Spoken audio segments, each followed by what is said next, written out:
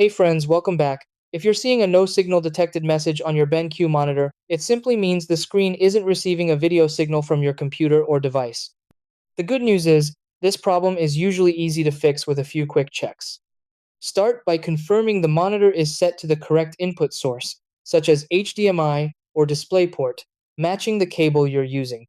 Next, power cycle the monitor by turning it off, unplugging it for about 30 seconds, and then plugging it back in. After that, check the video cable on both ends.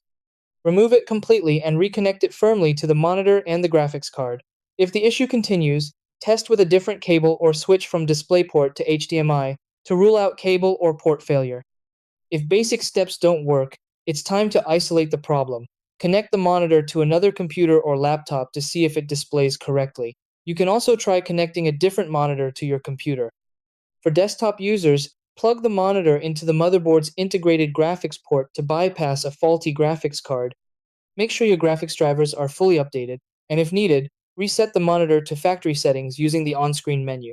These steps usually pinpoint the exact cause and restore the display.